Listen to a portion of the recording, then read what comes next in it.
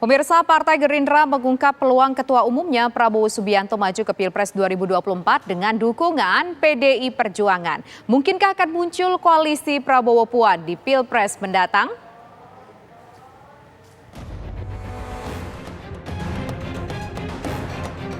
Partai Gerindra memberikan sinyal akan berkoalisi dengan PDI Perjuangan di pemilu 2024.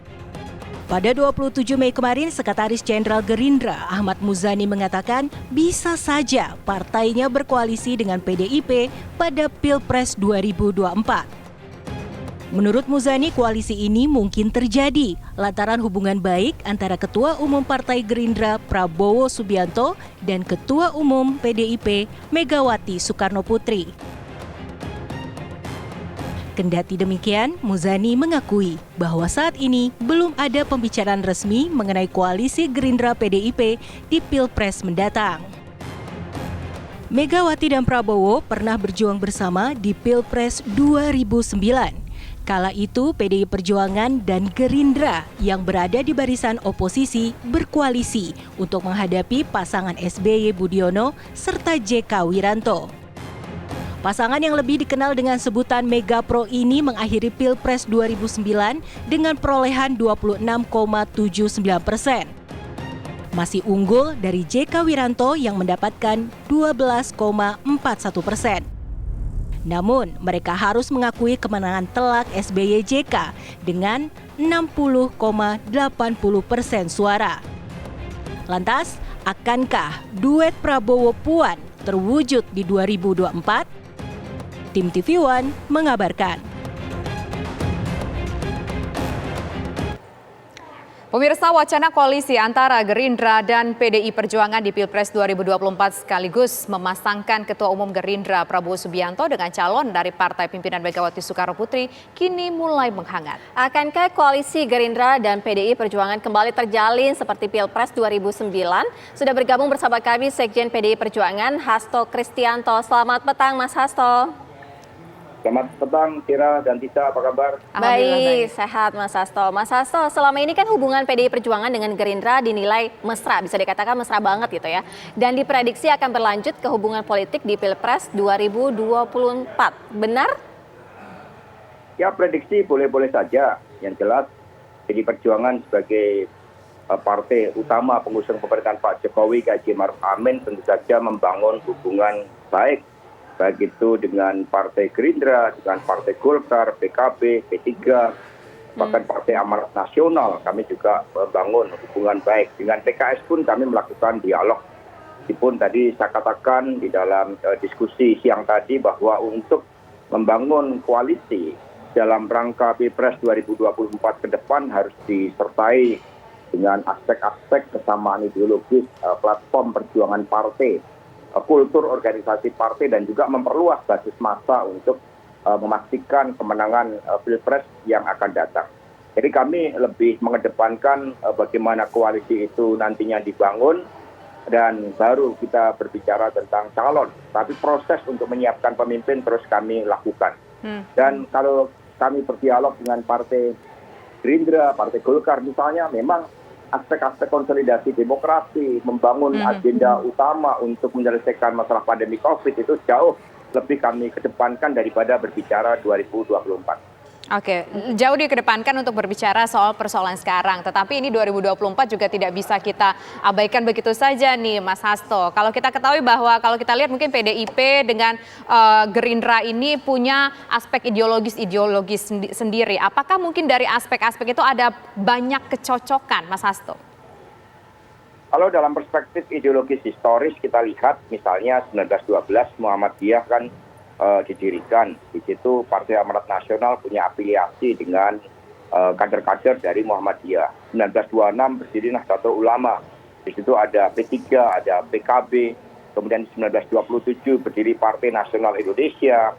Kemudian fungsional Golkar, kelompok fungsional itu juga didirikan oleh Bung Karno yang dijadikan sebagai mesin politik Orde Baru, dan kemudian lahirlah Gerindra yang kemudian kami pernah bekerja sama di dalam Pilpres 2009 yang lalu.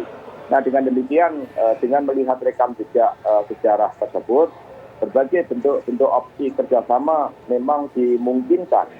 termasuk dengan Gerindra, dengan Golkar, PKB, P3, dan Partai Amanat Nasional yang saya sebutkan tadi. Karena kami berharap, mengingat ini di tengah pandemi, pemerintahan 2024 ke depan masih dihadapkan pada upaya untuk pemulihan ekonomi pasca pandemi COVID-19 ini, sehingga diperlukan semacam koalisi gotong royong yang bersama-sama mempercepat upaya pembangunan ekonomi dan juga untuk mewujudkan kembali kita Indonesia sebagai pemimpin di antara bangsa-bangsa di dunia. Aspek itulah yang kami kedepankan. Tetapi sekali lagi proses menyiapkan agenda-agenda strategi untuk 2024 terus kami lakukan karena itulah puncak dari konsolidasi partai itu. Iya, artinya kalau sudah ditingkatkan juga, artinya apakah sudah ada pembicaraan lebih lanjut seperti yang pernah kita ketahui juga 2009 di mana ada perjanjian batu tulis, kemudian apakah untuk menuju ke 2024 juga sudah ada pembicaraan lebih lanjut, Mas Hasto? Dalam rangka pembicaraan lebih lanjut yang sifatnya strategis sebagai suatu bentuk formulasi kerjasama, memang belum dilakukan. PD Perjuangan belum melakukan suatu kerjasama dengan satu partai politik manapun. Yang penting bagi PD Perjuangan saat ini adalah terus melakukan konsolidasi dalam seluruh aspek kehidupan, dan kemudian untuk menyiapkan agar Presiden pada tahun 2024 paling tidak dibebani oleh berbagai persoalan-persoalan ideologi. Dan kemudian kami mendorong konsolidasi dengan seluruh kepala daerah kami untuk bersama-sama mempercepat untuk penyelesaian terhadap berbagai persoalan akibat pandemi ini skala prioritaskan. Akan ada tiba saatnya, misalnya pada bulan Agustus nanti kami mengadakan rapat kerja nasional yang kedua. Disitulah kami akan membahas bagaimana hal-hal yang strategis menuju 2024 yang akan datang. Karena kita lihat partai politik juga cukup banyak. Muncul Gelora misalnya. Nah, kalau dengan partai Gelora, dan kami punya kedekatan misalnya dengan saudara Fahri Hamzah. Ini berbeda misalnya dengan partai PKS. Jadi tahapan-tahapan untuk memformulasikan kerjasama dalam bentuk kerangka strategis mengusung calon presiden bersama itu masih memerlukan waktu. Oke, masih memerlukan waktu. Tapi kita ingin tahu, tadi kan disinggung juga nih soal menyiapkan capres dan cawapres untuk 2024. Apakah mungkin di PDIP saat ini sudah ada beberapa nama yang santer akan dimunculkan untuk 2024? Siapa-siapa saja namanya, Mas Hasto?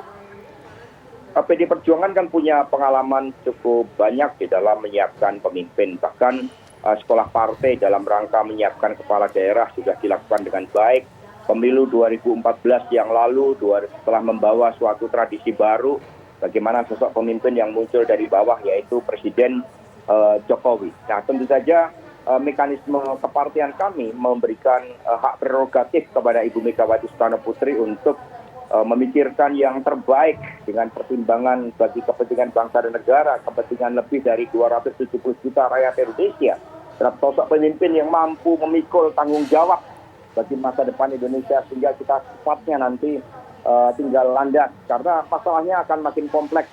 Dalam politik luar negeri misalnya krisis di Timur Tengah belum selesai, disusul konflik di Laut Tiongkok Selatan yang semakin memanas, sehingga diperlukan seorang pemimpin yang tidak hanya kokoh secara ideologis, punya kemampuan teknokratis, kemampuan manajerial, tapi juga punya visi internasional yang baik untuk membawa kepemimpinan Indonesia. Itulah yang dicari oleh PDI Perjuangan. Oke, kalau nama belum mau disebutkan, artinya secara internal sudah adakah survei siapa nama yang akan diusung dari PDI Perjuangan atau paling tidak apa kriterianya? Ya kira kalau kita survei hari ini besok juga bisa berubah. Tetapi bagi kami seorang pemimpin itu juga menjawab panggilan sejarah. Contohnya yang sangat sederhana, Mayor Jenderal Dudung ketika beliau menjadi Pangdam DKI, kita lihat ketika ada berbagai persoalan terkait dengan intoleransi, beliau mengambil sikap yang sangat tegas, mampu melakukan suatu langkah-langkah yang merupakan upaya untuk menjaga keselamatan bangsa dan negara. Itulah sebagai contoh seseorang yang mampu menjawab panggilan sejarah. Nah, itu kita mencari sosok-sosok yang sangat memahami rakyatnya. Kalau kriterianya sangat jelas, karena itu sudah sering kami bahas di internal partai. Yang pertama adalah kepemimpinan ideologis, dia sangat kokoh di dalam Pancasila, memahami seluruh falsafahnya dan punya komitmen untuk menjalankan dengan jalan trisakti, memahami seluruh aspek-aspek Undang-Undang Dasar 45, karena tugas presiden adalah menjalankan konstitusi dan undang-undang dengan seluruhnya. Yang ketiga, kepemimpinan teknokratik untuk menyelesaikan persoalan rakyat dan banyak hal yang kita tentukan. Tetapi menjadi pemimpin itu bukan hanya sekedar aspek elektoral semata dari hasil survei, tetapi dia telah diuji, dia telah digembleng, dan dia punya suatu visi untuk membawa bangsa Indonesia ini membawa kemajuan. Nah, ini kalau bicara kita balik lagi nih ke tema kita, PDIP usung duet Prabowo-Puan. Kalau dilihat dari nama Pak Prabowo sendiri, apakah kira-kira memenuhi dari unsur-unsur tersebut, Mas Hasto? Ya, kalau kita lihat Pak Prabowo beliau sebagai Menteri Pertahanan kan juga mampu membawa berbagai terobosan.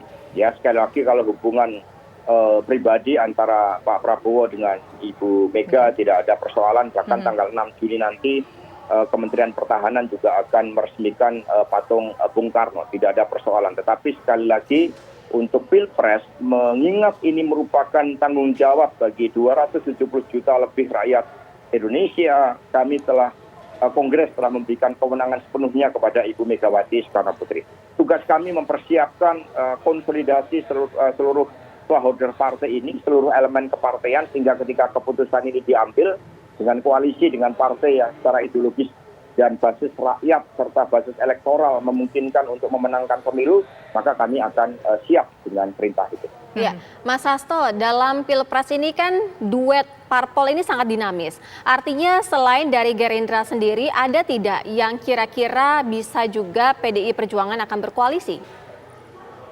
Ya, sangat dimungkinkan. Contohnya tadi dengan Pak Zulkifli Hasan, Partai Amanat Nasional, hubungan Ibu dengan sangat baik. Kemudian dengan P3, dengan Bapak Suharto Mono Arfa, beliau itu kecil tinggal di Blitar dan tinggal di kakaknya Bung Karno. Hubungannya juga dekat, basis elektoralnya juga bersama dengan NU, dengan PKB itu juga memiliki hubungan yang baik.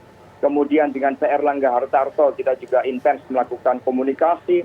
Bahkan di dalam pilkada kemarin di Jawa Tengah praktis kami banyak bekerjasama dengan Golkar, demikian pula di tingkat nasional, sehingga partai-partai yang saya sebut tadi memang memiliki kans kuat untuk membangun kerjasama, termasuk dengan partai baru, Partai Gelora pun. Tapi kalau dengan PKS dari kajian yang kami lakukan di internal, termasuk dengan Demokrat, memang ada berbagai perbedaan yang rasanya di dalam membangun kerjasama koalisi itu akan jauh lebih sulit dibandingkan dengan partai-partai yang saya sebut tadi.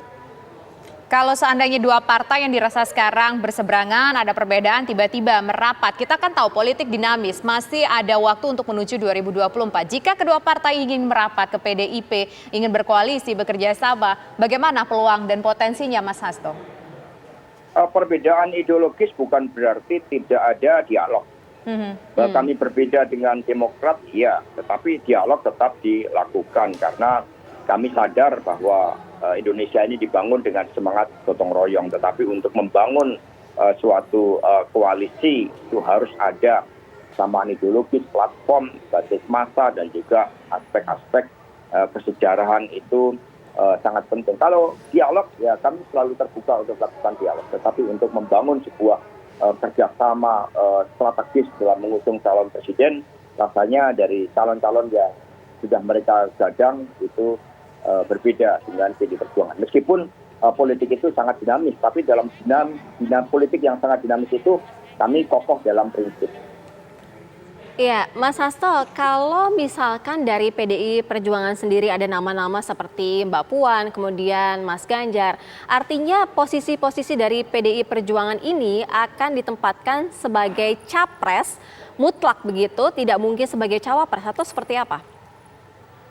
Ya, tentu saja sebagai sebuah agenda politik partai menargetkan bagaimana kami mendorong kader partai untuk menjadi calon presiden. Karena berdasarkan jumlah kursi di parlemen yang dijadikan sebagai basis untuk mengusung calon, PDI Perjuangan memenuhi syarat untuk melakukan hal tersebut. Dan ini juga sesuai dengan cita-cita politik partai. Bagaimana partai mendorong kader yang telah dipersiapkan oleh mekanisme kepemimpinan di internal partai untuk menjadi pemimpin nasional sebagai tanggung jawab kepartaian kami di dalam melakukan kaderisasi politik. Itu sebagai skala prioritas, sebagai calon presiden dari PDI Perjuangan. Oke, itu skala prioritas. Tapi kalau misalkan nih, Mas Hasto, tiba-tiba Pak Prabowo bersama Ibu Mega setuju untuk berkoalisi mungkin bersama begitu. Kemudian kalau seandainya Pak Prabowo-nya yang menjadi calon presiden, kemudian calon wakil presidennya dari PDIP, bagaimana? Apakah memungkinkan? Ya, kalau kita lihat dari berbagai opsi-opsi skenario nampaknya banyak. Tapi PDI Perjuangan di dalam melakukan perjuangan skenario-nya itu tunggal, jelas. Bagaimana kami bertanggung jawab di hadapan rakyat, kami melakukan konsolidasi, kami menggunakan seluruh kepercayaan rakyat tersebut untuk menyiapkan calon presiden dari kader PDI Perjuangan. Oke, poin terakhirnya adalah di situ. Baik. Calon presidennya adalah dipastikan Mas Hasto saat ini dari PDI Perjuangan. Begitu ya Mas Hasto ya? Oh ya, betul sekali. Oke. Karena itulah sebagai sebuah cita-cita yang paling optimal dari suatu partai politik yang terus menyatu dengan kekuatan rakyat itu. Oke, Baik, terima kasih banyak Mas Hasto Kristianto sudah bergabung Sama-sama. bersama kami di Kabar Petang. Selamat petang, Mas. Sama-sama, selamat petang. Terima kasih. Terima kasih.